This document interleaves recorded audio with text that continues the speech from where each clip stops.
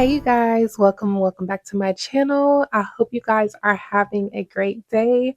While you're here, go ahead and show your girl some love by liking the video and hit subscribe if you're feeling the vibe, period. Okay, and if that hype button is made available, make sure you hit the hype button. It does do well for the channel and it does do well for the algorithm in attracting new viewers who might benefit from this kind of content, like this kind of content. If you are new here, after each video slash compilation, we do have a spiritual session at the end. The spiritual session goes over things like spiritual health, spiritual awareness, spiritual alignment. We talk about that in relation to whatever the topic of the video is. So if you are interested in that, feel free to stay at the end for that. Okay. If you're interested in remote work, I do post remote work on my personal channel weekly. So by the time this video is made public to you, it should be a new remote work video on my personal channel. And then I have vlogs. I have how to set up your equipment if you have small kids and you're not sure how you're going to work from home with small kids. I have all that on my personal channel and manifesting videos on my personal channel. So I will pin that in the comments below if you're interested in that. Today's video is going to be good old love spells, you guys. I was like, every once in a while, we definitely have to do a love spell video because these are one of the most popular type of witchcraft that is put on people because of all of these low frequency slash low vibrational people who walk around in the world and want to control things, and they feel like they have no other option but to turn to witchcraft. So that's why every once in a while, we definitely have to watch these love spell video so we can go over this and talk about this. Okay, so without further ado, go ahead and watch these 3 crazy love spell videos, and then you already know we're going to talk about this at the end in the spiritual session. So if you're staying at the end, I will see you then. Toxins. I'm back with a different story time today, and this one is about a love spell gone wrong. How many times have I told y'all to stop fucking with people free will? But welcome back to my page where I don't spill tea, I brew coffee, and not everything that I serve is gonna be safe. So this story was sent to me by a woman named Kayla, and she said that she almost didn't send it because she was still dealing with the aftermath of everything that went down. And Kayla told me that she was in love, y'all, and not the healthy kind. She said the kind where you keep forgiving things that you know you shouldn't. And the kind where you know that you're being played, but you still can't let that motherfucker go. But you still want these people anyways. So she said he would disappear for days, and then he would come back like nothing happened. He'd be hot one minute and cold the next. And every time he pulled away, she said it was like she felt herself losing control. And that was it. That's when she told one of her friends about it. And they stepped in and they told her about her love working. She said it was something quiet, something easy, but we all know quiet and easy ain't always the best. She said all it takes is a small amount of your menstrual blood and you mix it into this drink and it will make you yours. That's what her friend told her. And she believed it. So Kayla said she hesitated at first, but desperation will make you do things that you wouldn't normally do. Especially when you think you're in love and you think this man is slipping through your fingers. So this is what Kayla did, y'all. She did it. One night when he came over, she said she poured him a drink and she stirred it in and she didn't say anything. Nothing. And she said at first, it worked.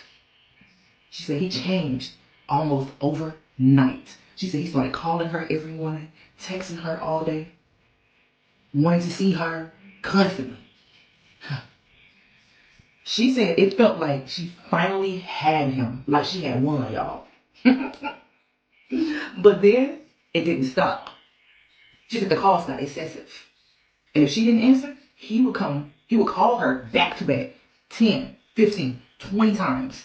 And he started showing up unannounced and at her job, waiting on her in the parking lot, y'all. And at her house, before she even got home, sometimes this man would be there. She said places that she had never told him about, he would know she was there. And he would just be there. She said the way he looked at her changed. She said it wasn't soft and it wasn't loving. She said it was heavy, possessive, fixed. Like he was locked in with her. He said no. And he stopped wanting to be around anybody else. He stopped going out. He stopped seeing his friends. It was like his whole world was her. Just shrunk down just to her. And when she tried to pull back, y'all, that's when it got scary. She said he got angry. He started accusing her of things that weren't even happening. He got aggressive with her. He started questioning where she was and who she was with and why didn't she answer the phone fast enough. It got so bad he started putting his hands on her. She said one night she told him that she needed space. And she said he didn't yell, he didn't argue, he just stared at her, smiling. She said, but his eyes didn't match that smile at all. And that's when she felt it. She said that wasn't love. That wasn't attachment. She said that was something else. She said it was something heavy. And it scared her. And she said in that moment, it hit her. She didn't make him love her. She made him latch onto her. And that's the difference. Because attachment without balance turns into obsession. And she said she tried to cut him off. She blocked him. She changed her routine. But it didn't matter. Because whatever she started didn't just go away. And I feel for you, girl. So y'all listen to me carefully. Be careful who you trust, especially when they're telling you how to control somebody else. Don't be fucking with these people for real. Because anything that tries to override someone's natural choice always comes with consequences. There's a price that you have to pay. And I can't tell y'all that enough. And sometimes you don't lose them. You lose your peace trying to get them. I'm serving the black today, y'all. So stay protected, my toxins. Love y'all. Hi, my little scary cats. I got a scary story time for y'all. And this one is interesting. Okay, so this has to do with the love spell gone wrong. Okay, so when I was younger, I was living in the haunted apartments with my little cousins, and I wanted to be a Wicca. So I went and I bought a bunch of books, like how to do spells, how to do love spells, how to be a Wicca, how to witchcraft, all these things, okay? And I studied them. I studied them so hard. I studied them like I needed to pass an exam, okay? So I learned how to be a Wicca. I learned how to do spells. So one day, my little cousin comes to me and she tells me, she's like, hey, she's like, do you think that you could do a love spell? And I was like, oh yeah, I'm a Wicca. And I said, I can. And she was like, okay. She goes, because I met this guy. She goes, oh my God, do you believe in love at first sight? Because this was it. I met him and he's perfect. He's like everything that I want. And I want to be with him. But he's not giving me that same type of vibe. He's giving me like he wants to be friends vibe. And she was like, but I want to be with him. She goes, do you think you could do a love spell for me? And I was like, okay. You know, I mean, I could do it, but I said, wouldn't you rather like get to know him and, you know, try to see how things progress? And she's like, no, I want to be with him. And I was like, all right. I said, but you should never mess with someone's free will, okay? You should, whatever you put out into the universe will come back to you tenfold. And always be careful what you wish for, because you just might get it. And with all this being said, she was like, no, I still want you to do the love spell because I want to be with him. And I was like, okay, fine. So I did the love spell. I mean, it's my little cousin, you know, we were young. So I was like, let's do it. So I went and I got all the anointed oils. I got all the candles, the pink and the red candles, and then I put them in a heart shape. But I told her, I said, before I do this love spell, you need to get me something from this person. I need a hair shavings, nail clippings, a picture of him, and I need like something that he holds in his person, like that is one of his favorite things or something. It could be simple. It could be like a keychain or something. And I said, and then I need the same thing from you. And she was like, okay. So she brings it all to me, and I made a voodoo doll, like similar to this one, not this one, but similar to this one. And I opened it and I put all the stuff in it, okay? And then I set the voodoo doll in the middle of the candles, the heart-shaped candles, and we did a chant at midnight on a waning moon. Okay, so when we're done with the chant, the candles started to flicker, and then they flickered out. And so I was like, okay, we're done. So we took the voodoo doll and we buried it about 5 feet in the ground, okay, at the haunted apartments. Okay, so about a week later, he called her. They started talking, and she was so excited, and she came and she's like, oh, we were talking, and you know, we get along so great, and I think it worked, the spell worked. And I was like, I think so too, because she was like, I hadn't given my number to him, and he ended up finding my number and he called me. And I was like, okay, good, you know, oh, that's good. So they started talking, and they were getting along really good, and they would like stay up all night talking on the phone or fall asleep on the phone together, and they were always talking. So one day she forgets her phone at my parents' house, okay? And we were at the apartment. And so I guess he had been calling her, but he just showed up. He showed up at the apartment. And I was like, that's weird, because nobody knew where we lived. Like, we try to keep it as secret as possible. We didn't want nobody knowing where we lived. We didn't want nobody just popping up on us. So he popped up the apartment, and he was like, hey, is your cousin here? And I was like, yeah, she's in the back. And he was like, okay. So he runs back there, and he's like, oh my God, are you okay? And she was like, yeah. And he was like, I've been calling you and calling you. And she's like, oh, I'm sorry, I forgot my phone across the street. And he was like, oh my God, don't ever do that to me. I need to know that you're always okay. I need to know that, that you're good. Please answer your phone, or, whatever. So after that, he ended up moving in with her. Okay. And then they were inseparable. He was always with her. Everything she did, he did. Like, she didn't have like 1 minute alone. He was always with her. And then she started like getting frustrated. She was like, I can't handle it. She goes, we're always together. He's always with me.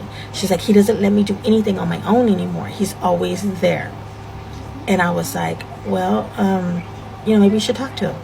So she was like, I'm going to. She goes, I can't handle this. She goes, he's suffocating me. It's like I can't breathe. So sure enough, they end up having this big argument one day, okay? And she's telling him, I can't breathe. I don't want to be with you like that. I need space and whatever else. And so he gets very angry and he leaves, okay? And when he leaves, he gets into this really bad accident and he didn't make it. So she was feeling really bad. She was grieving and everything.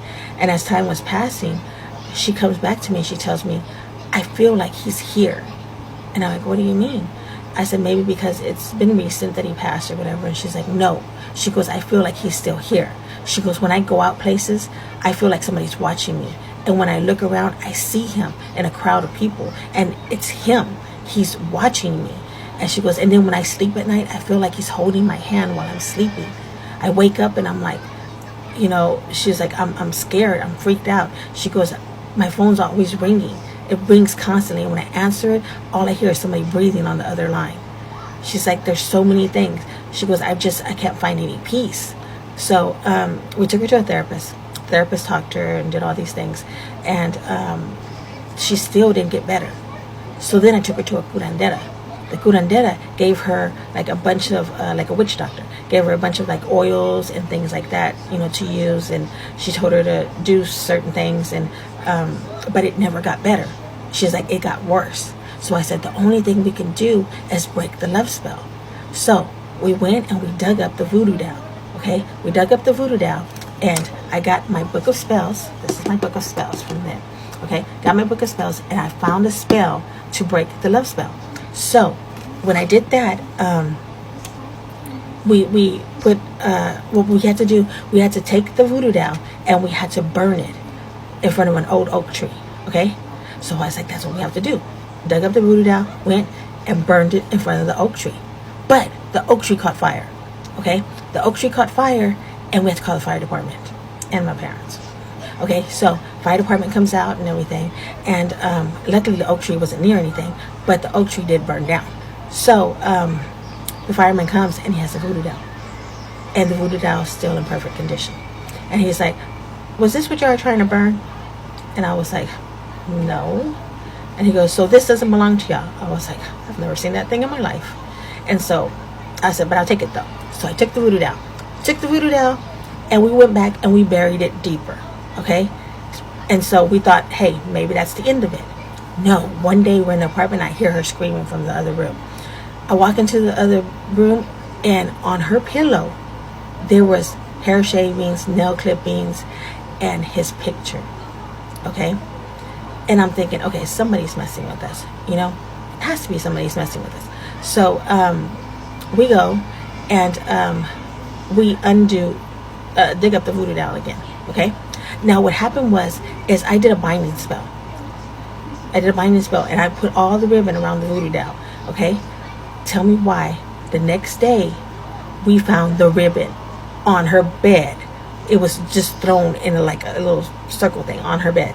The ribbon that we had used to tie the binds. When we dug up the voodoo doll, it wasn't on the voodoo doll anymore. It was gone. It was like a red ribbon, gone, okay? And I mean, the stuff inside was like nothing in there. I don't know what happened, but to this day, she swears that he's still with her. She says she sees him, she hears him, and every relationship she's gotten in has failed. She has never been with anybody that long. You know, she's never gotten married. She's always had issues in the relationship department. So I don't know what happened, but I know that the love spell did not work. So be careful when you, well, it worked, but it worked too well. So be careful when you're doing love spells. Be careful and think about what you do before you do it, because never mess with someone's free will. The universe will come for you, and be careful what you wish for, because you just might get it. Until next time, my little scary cats, stay toxic. I haven't told a love spell story in so long. I am back with another spooky story. The person who submitted the story says she's from Nigeria, but she lives in the States. And she pretty much put a spell on her man. And she says that she wished she had not. We're gonna call her Zuri. So Zuri says that she met this guy at work. He's also Nigerian. Said that from the get-go, they just understood each other. Their banter, everything about them just went. It was just flow. It was easy. And they started off as friends, and eventually their friendship progressed to a little bit more. We're gonna call the guy Charles. She says that she knew everything about Charles, or so she thought she did. And they were each other's best friends, and now they get to explore this new romantic side of their relationship. They started to get very serious quite fast, actually. Charles would come over often. He would often stay the night, sometimes drop her off to work. And Zuri did find it weird that he never invited her over. At this point, they're 6 months into their relationship. He's been coming to her house a lot, but she's never been to his sides. She also never met his friends, as, you know, he started meeting some of her friends. And at this point, Zuri starts to feel like maybe Charles is hiding something. One day, she went through his phone, and Lord and behold, she found out that Charles not only was married, but also had children, and he lived with them. So upon finding out that information, obviously Zuri is heartbroken, and she did what any logical heartbroken person would probably not do. She decided to put a love spell on him. She said their relationship went on to be absolutely amazing for the next few months. Zuri said she never confronted him about the family. She never said anything. She literally just went to somebody. They told her what to do. She did exactly what she was told, and she just waited. And fair enough, she noticed an immediate shift within their relationship, as he wanted to be around her more, and he even wanted to go as far as moving in with her. Every thought that he had was of her. Even when he went to hang out with his friends, he was constantly talking about her. The man became so one-track minded that he forgot about his previous family altogether. The wife that he had previously, the kids, he just basically moved on. And Zuri is not thinking anything of this. She's just like, this is great for me because I get the man and the man wants me. So they moved in together and things started getting a little bit, I guess you can say, weird. Now, Zuri says she doesn't know if she doesn't know if these two events are related. However, shortly after moving in and living together, dude started sleepwalking. This isn't something that she's ever noticed before. So the first time it happened, she decided to bring it up to him in the morning. Like, bro, you sleptwalked. What happened? Have you ever done that before? And he's like, what? No, I've never sleptwalked before. Zuri didn't think anything of it, just moved on with her life. It wouldn't happen often, like back to back, but it would still happen once in a while. And one thing that she noticed was he would get up from his sleep. He would just basically get up from the bed and walk towards the door, walk downstairs as if he's being led by something or as if he can actually see, but he's just unresponsive, right? And he would walk to the front door and just stand there. So he's standing by the door, not moving. And Zuri knows that she's not supposed to just wake somebody up when they're sleepwalking. So she's just like, she doesn't know what to do. And after standing there for a while, dude would just start banging his head on the door repeatedly. And he would do it aggressively, somehow not wake up and just fall out. One day, Charles gets a call from his mother, who still lives in Nigeria. She said that the phone was on speaker and Charles is just talking to his mother, and his mother sounded very concerned. She said that she had this terrible dreams about Charles and his girlfriend, and that she does not trust her. And mind you, phone's on speaker, so Zuri's hearing all of this. And obviously, Zuri knows that he's not gonna leave her, so it doesn't matter how his mother feels. Zuri says now she doesn't know if the mother ended up having more conversations with Charles, but things started to get really uncomfortable for Zuri. She started to have nightmares, and her nightmares were constant every single night. She was being chased every night by this horrifying old black lady with a long tongue that was that of a snake, chasing her every single night, whether she prayed or not. She said every single night she felt like the snake was getting closer and closer and closer to her, until eventually one night she had a dream that the snake bit her. She woke up from her dream. To clarify, it was an old woman in all black with the mouth of a snake, a very long tongue. She woke up after being bit, and now every single day she is experiencing a new level of health issues. It started with nosebleeds, then it led to nose and eyes and mouth and ears, bleeding out of every hole on the face. And during this time, weirdly, Charles starts to distance himself from her, and she starts to feel betrayed because why are you leaving her when she's sick? Eventually, Charles cut himself loose. He moved out and moved back in with his old family, and now she still suffers from health issues. She says now she knows she probably has to go to a voodoo priest or something, but she also has no will to live after Charles left. Wow, that was a really dark one. Okay, so now that you've seen those crazy love spell stories, let's have the conversation, okay? Just some disclosures up front before we start the spiritual session. For those who are new, we do not religiously/spiritually condemn on my channel. There are plenty of platforms and spaces, communities where you can do that. But here, everybody is welcome. I don't care what you practice. As long as you're not putting anything in the comments about harming somebody, you are welcome here, okay? So because of that, we keep this a open space when it comes to spirituality/religion, because a part of spiritual awareness is knowing that not everybody was raised the same way, not everybody practices the same religion, not everybody has the same culture. Some people from day one was raised to believe in a whole different religion than you were. So please keep in mind, I have all different people from all different backgrounds who watch my channel, and they are free to be here, comment here, etc. So let's just keep this an open space for everybody to be able to comment, have the conversation without being spiritually/religiously condemned, bullied, etc. Just because something might seem spiritually/religiously wrong to you, it does not mean it is wrong to them. They may not practice or believe in what you believe in. So please keep that in mind.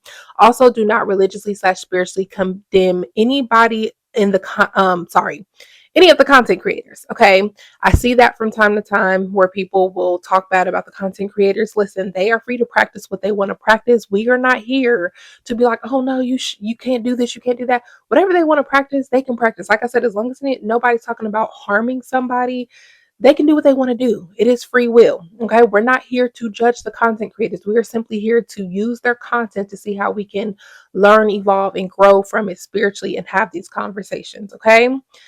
All right, if I freeze at any point in time, it is the technology because I use the green screen. So just keep that in mind. You will still hear my voice, but you might see me freeze temporarily. Okay. All right, let's have the spiritual session. So, love spells. Oh my God. Please listen, baby, if you have to do a love spell on somebody, they're not it. Okay. I know that might sound cliche because people say that kind of stuff all the time, but I'm being dead serious. Baby, if you have to force them to be with you, they ain't for you. And that's not even just with spells. Like, some people do things so low vibrational of even like forcing kids upon somebody. You know how some people like will trap somebody with a child. Like, obviously it takes two to tango, but some people will like go the extra measure to make sure they do get pregnant by this person, even though they know that person doesn't want a child and they probably shouldn't be having a child either. People go beyond measures to force people to be with them. Okay. And I just never understood that. I don't get it. Baby, if you have to do that, they're not for you, whether you are a male or a female. And it's so unfortunate that it's so many low functioning, low vibrational, low frequency people. They operate in that low frequency and they stay in that low frequency. I run across so many low frequency people, and I really wish people would just work on their spiritual health, because if you work on your spiritual health, you realize you don't need to do that kind of stuff. You will have an awakening to where you're like, you know what? I don't have to do that. Like, I am happy by myself, or like, I will attract the person that is for me. Once you get to that level, baby, you have reached such a high frequency to where you wouldn't even think about doing stuff like this on a person, because you realize that you love yourself enough to where whoever's meant for you, they're going to love you just like you love you. Okay. And if they don't, then they're just simply not for you. I had to be the one to learn that as well. So no judge me here. Okay. I got stories for days, unfortunately, but I was attracted because I had to work on myself and my spiritual journey. I was attracting low vibrational people as well. And when you're here on earth, you have to learn the lesson. You learn the lesson, and if you don't learn the lesson, you will continue to repeat the lesson until you learn the lesson. My lesson was self-love, self-worth. And the problem was, it actually roots back to my childhood of daddy issues. I spoke about that before as well. I have a whole playlist on this channel of fatherless daughters. So if you go to my playlist, you'll see it. I have like part 1, 2, and 3 on there, I believe, or it could be just part 1 and 2. I don't remember, but it's a playlist, okay? And I break down how girls who grow up without their father, not every single one, okay, let me put that out there, but a lot of them have daddy issues when it comes to their romantic life. Like, girls need a good active father to show them what true love looks like, genuine love looks like, conditional, unconditional love looks like. Okay. And vice versa for men, they need their mother to show them that. So, people who have, like, women who have daddy issues, it manifests in their romantic life. Men who have mommy issues, a lot of times it manifests in their romantic life. Like I said, it's not every single situation, but a lot of times this does happen, because as a woman, your dad is supposed to be the one who comes into your life. He's the only man who's going to come in your life who does not genuinely want something from you, besides like other family members, like your brother, for example. But I mean, the role that your father is supposed to play, he's the only man who's going to come in your life who genuinely does not want nothing from you, as far as like romantic lives. Like, he doesn't have to lie to you to get something out of you. You're his child. So he's going to genuinely love you and protect you. A good father. Okay. Um, so he's going to steer you in the right direction. He's the one who's supposed to show you what genuine love looks like, what it's like to be provided for from a man genuinely, what it's like to be protected from a man genuinely, like the masculinity, how to coincide with a man. Like, your mom is supposed to teach you how to live with a man, you know what I mean? And they're both supposed to show you a healthy romantic relationship. Your children's environment is everything when it comes to later on in life, when it comes to their actions, romantic life, all of that. That is everything. So if they are growing up seeing like a healthy household, then they know what that looks like. If it doesn't look like that, then they're not going to want that. They're like, no, this isn't right. Okay. Versus if it's opposite, if they grow up in a toxic, unhealthy household, then they are going to normalize that to think that is what their love life is supposed to look like. You know how there's a lot of people who be like, oh, especially these podcasts, people need to put the mic down and get some education before they speak on certain stuff, okay? Because I have the background education and experience to speak on certain stuff regarding this topic. But there's a lot of people who just talk with no clearly no education behind it. I hear a lot of people be like, oh, well, statistically, two-parent households have better outcomes. You have to say healthy two-parent households have better outcomes, because if the household is not healthy, statistically, actually, it is the opposite for children. If children grow up in for example, a household that has any type of domestic violence, they are more likely to be abusers themselves or be in abusive relationships. If they are in a household that has any type of substance abuse, they are more likely to be an addict themselves. Okay. any type of dysfunction they grow up in the household, they are more likely to repeat it in their lives. So you have to say healthy households, okay, two-parent households. Don't sit here and try to like stick with the whole two-parent households. If it's unhealthy, you're actually doing a disservice to your kids that way. So that, that's a little off topic, but I just want to put that out there, okay? So anyways, if you grow up, without an active father, then sometimes as a female, then sometimes you just don't unfortunately know what kind of man you should be pursuing, well, not pursuing, what kind of man should be pursuing you as a woman, when it comes to what to look for a husband, what's safe and what's not safe, because your dad should have showed you that. But unfortunately, a lot of people now have grew up without their father in the household, so they don't know what that looks like, or they grew up with dysfunction, so they don't know what that looks like, so they go out there on their own and they try to find it, and then it be dysfunctional, okay, because it's not enough healthy two-parent households. Nowadays it is going up. Those statistics numbers are going up for healthy households, but it's not a whole lot from my generation, okay? Millennials and going back, okay? Um, so like I said, it's the opposite as well. If you are dating a man and he has abandonment issues, oh my goodness. Like, I'm not saying that every single guy who like grew up without his mother or like has mommy issues is going to treat you terrible, but a lot of them do, okay? Because just like the woman needs her dad, the man needs his mom. So if he has a bad relationship with her, 9 times out of 10 he's going to look at women a certain kind of way, okay? He's not going to really respect them, okay? Because he needed to build that emotional bond with his mother. She was supposed to show him what it's like to be truly and genuinely loved by her, nurtured by her, cared for by her. When he cries and has a boo-boo and stuff like that, he should be able to feel that comfort from his mom, like, oh, come here, let me take care of you. That's just natural how the masculine and feminine work. So if he does not have that, then he grows up, a lot of times being tough, being mean, not having that feminine counterpart that he should have had growing up. Okay.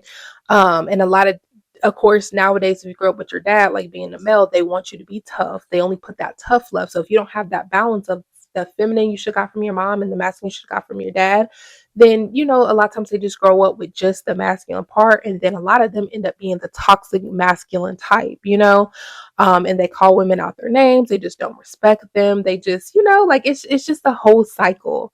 So that's why you need two healthy parents in the household. Okay.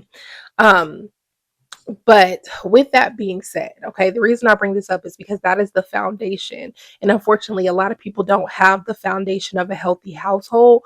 So they think that, like, okay, well, I met this person, and even though this person doesn't want me, I'm going to force them to want me. You know what I mean? Not realizing that is unhealthy. That's dysfunctional. That's not something you should be doing.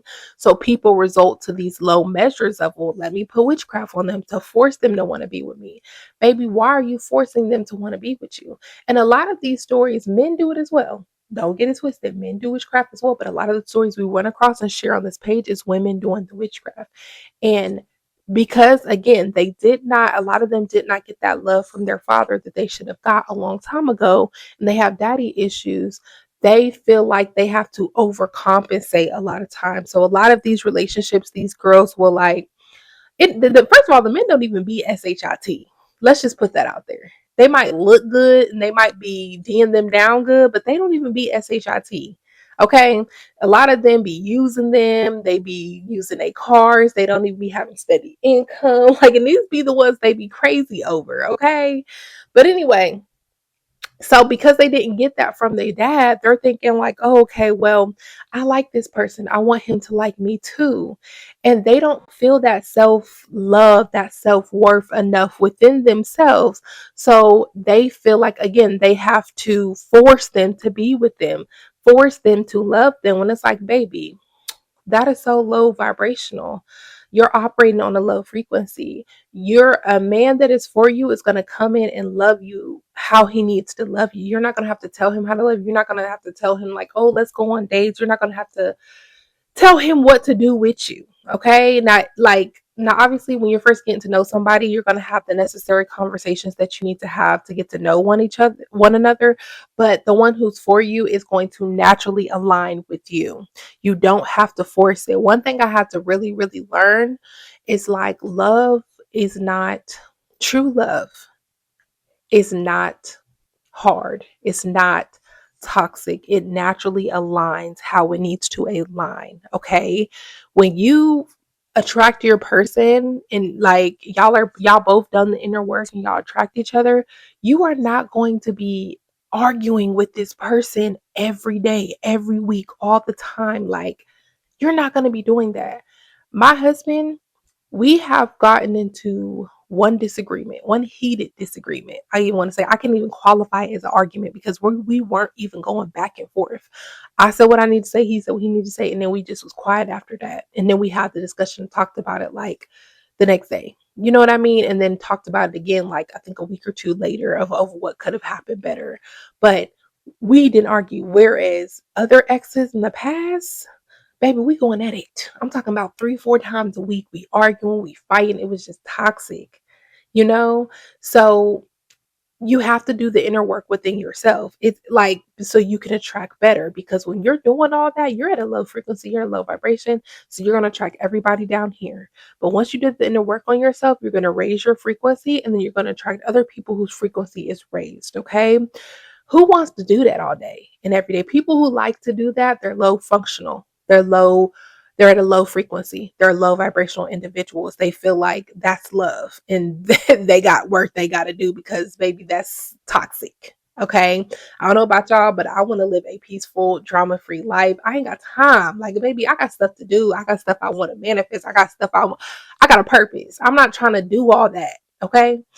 But anyway, um, they result in stuff like that. Anybody who has to put witchcraft on somebody to love them, to be with them, etc., you are at a low frequency, baby. You are at a low vibration, a low frequency, and you have inner work to do because you should never have to force somebody to be.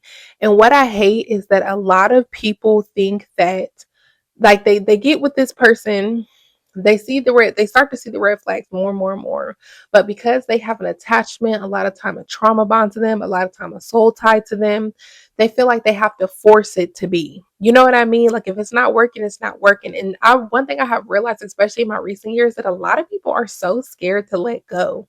Like they are afraid of change, they're afraid to let go to attract better. I see it so much, you know, like me in my mind, logical self, I'm thinking like the relationship's not working, like let it go. But to a lot of other people, they have attachment issues, they have abandonment issues. Again, they're all operating at a low frequency. So they're afraid of change. They're afraid to let go. When I'm like, if the person was for you, you wouldn't be going through this with them.